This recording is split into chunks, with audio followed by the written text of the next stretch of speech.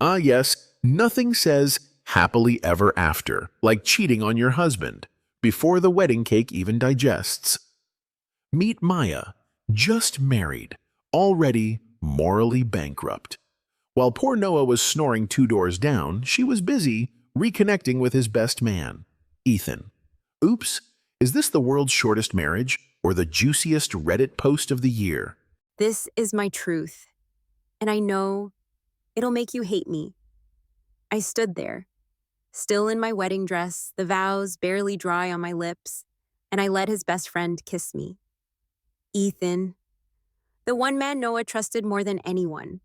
I broke everything, our promises, his heart, maybe even myself. And the worst part, a tiny burning part of me, didn't regret it. I hate myself for that. But please, before you judge, just listen. It all started with Ethan, my first love. That college summer was magic. Stolen kisses by Lake Michigan, late night drives with Sweet Caroline blasting from his old Chevy. We were crazy about each other, like nothing else mattered. But one night, Ethan texted, "I'm sorry." Then he disappeared. No call, no reason. I was shattered, crying in my dorm for weeks, swearing I'd never open my heart again. Then I met Noah. He was warm, steady, the guy who'd sit with me through thunderstorms. He'd talk about our Paris honeymoon, dreaming of us sipping coffee under the Eiffel Tower. Noah felt like home, my safe place. I promised him I'd bury my past.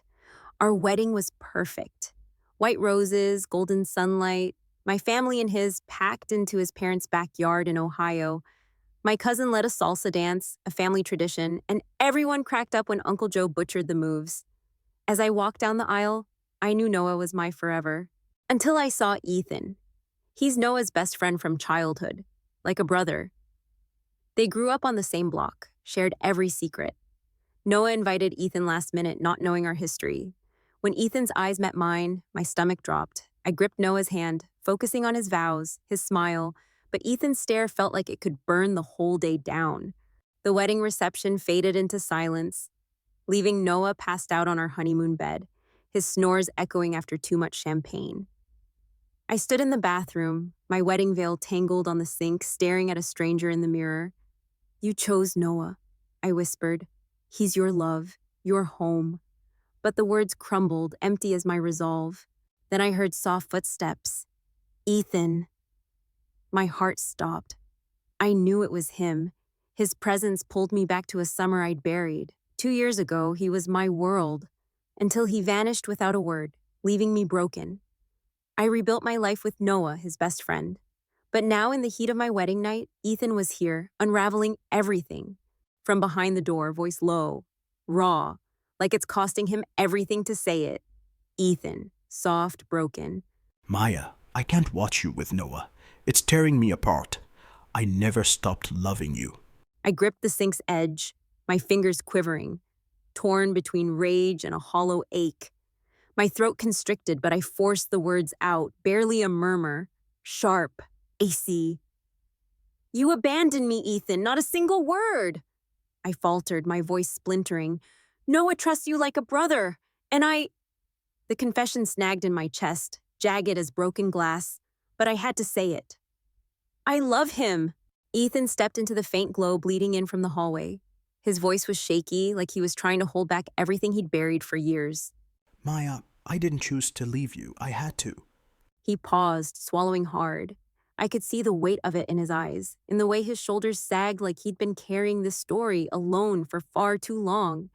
My mom got sick, really sick. The hospital bills kept piling up, and my dad, he started drinking himself into oblivion. The house was crumbling around us. I was barely keeping it together. He looked away, then slowly brought his eyes back to mine, full of a quiet, burning regret. I didn't want to drag you into that chaos, so I pushed you away. I cut you off because I thought I was protecting you. For a second, neither of us said anything. The silence between us wasn't empty. It was heavy, thick with everything we never said. Ethan's voice dropped, softer now. Something cracked beneath the surface. When the dust finally settled, when my mom passed, I started rebuilding. I paid off my dad's debts. I worked my ass off to put the pieces back together. He took a step closer, eyes locked on mine, the pain in them impossible to miss. And I did it all for one thing. To find you, Maya. His voice broke completely now. To find you, Maya. I looked everywhere, every day, every damn week. But it was like you'd vanished, no number, no address. Like you'd just disappeared from the world. His words flooded me with memories. Our laughter, our promises, our summer. I wanted to run to Noah, to hold on to my vows. But Ethan's eyes locked onto mine, his warmth pulling me in. When he closed the distance, his breath soft against my cheek, I faltered. His lips met mine, and for one forbidden moment, I surrendered to the fire we once had. I froze, shrinking back in a rush of panic.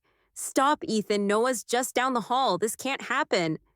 Ethan's voice was soft, unyielding, his gaze locking onto mine. I know you feel it, Maya. Just for tonight, let it be us again. Noah's voice, tender and trusting, called my name from the hallway, stabbing through my heart. I wanted to run to him, to undo this sin. But Ethan's touch, his fingers brushing my hair, his warmth enveloping me, held me captive. I whispered his name, not out of desire, but because I was drowning in him. In that stolen moment, I betrayed my husband, my vows, myself. When it was over, I collapsed against Ethan, my body trembling, tears streaming down my face. He didn't pull away. Instead, he held me close, his hands gentle as he wiped my tears with a warm cloth, whispering, I'm here, Maya. I'll always be here. He cleaned the smudged makeup from my cheeks, his touch so tender it broke me further. He wrapped me in his arms, rocking me softly, as if shielding me from the guilt crashing over me. Ethan's voice was low, trembling with sincerity. I have to go, Maya, but I'll hold this moment in my heart forever. I'm sorry for everything. He kissed my forehead and slipped away, his footsteps fading into the night. I stood alone, the weight of his warmth still lingering on my skin. Noah stirred in the bedroom, his love for me unshaken. Then I saw it, a locket on the sink. One Ethan gave me years ago, left behind like a silent promise. My heart sank. Had he planned this all along, or was it his way of saying goodbye? I didn't know. All I knew was the shame burning inside me and the fear that this night would haunt me forever. I woke up praying it was a dream, but the ache in my body, the memory of Ethan's hands, the guilt choking me, it was real. I betrayed Noah on our wedding night, down the hall from him, whispering Ethan's name while he slept. Noah's voice was soft, laced with concern as he tilted his head toward me. Hey, babe, you okay? You seem off this morning. Too much champagne? My heart pounded.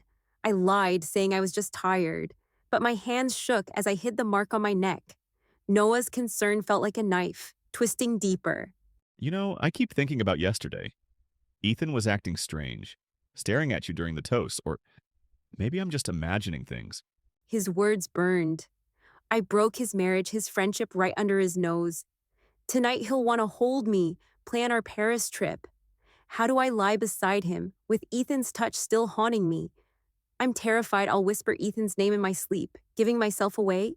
You probably think I'm a monster. I hate myself. This is my true story, and it's tearing me apart inside.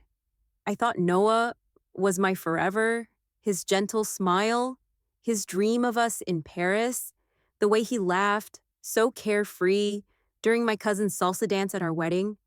But then, Ethan, he brought back a part of me I'd buried deep, the fire of that summer, singing Sweet Caroline by Lake Michigan, a memory I thought I'd left behind.